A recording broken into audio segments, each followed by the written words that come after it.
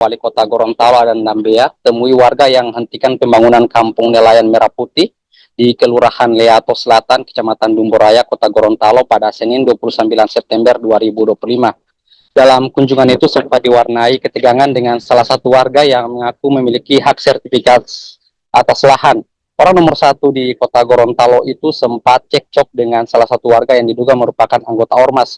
Situasi memanas ketika keduanya terlibat adu mulut dengan nada tinggi. Meski sempat terjadi ketegangan, aparat Satpol PP dan kepolisian turun tangan meredahkan situasi, sehingga Wali Kota Gorontalo dapat melanjutkan peninjauan proyek. Dalam pernyataan Wali Kota Gorontalo, Adan Dambea menegaskan bahwa proyek pembangunan perkampungan nelayan yang merupakan salah satu program nasional Presiden Prabowo Subianto tidak boleh dihambat oleh pihak manapun. Menurutnya, dari 16 daerah di Indonesia yang mendapat proyek strategis ini, salah satunya adalah Kota Gorontalo. Bahkan di Provinsi Gorontalo, hanya Kota Gorontalo yang berhasil terpilih sebagai penerima program nasional tersebut. Sehingga baginya ini merupakan satu penghargaan dari pemerintah pusat kepada daerah. Maka dari itu ia meminta harus dijaga bersama, jangan sampai ada oknum atau pihak tertentu yang justru menghambat pembangunan yang tujuannya untuk masyarakat.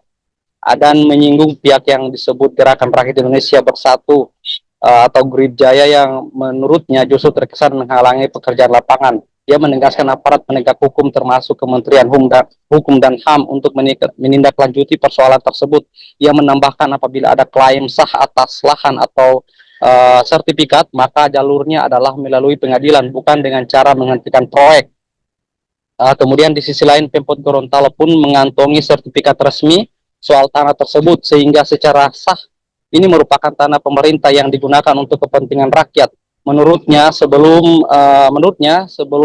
pun sudah pernah dilakukan mediasi dan pihak terkait sudah diarahkan untuk menempuh jalur hukum, namun hingga kini belum ada tindak lanjut. Adan meminta pemerintah pusat memberikan perhatian khusus dan ketegasan terhadap pihak-pihak yang menghalangi proyek strategis ini.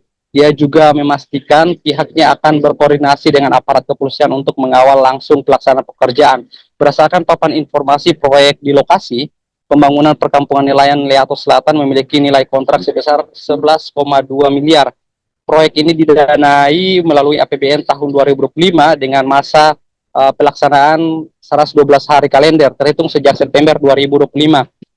Adan menekankan proyek ini merupakan bagian dari program prioritas nasional Presiden Prabowo Subianto yang harus dijaga dan didukung penuh oleh seluruh masyarakat.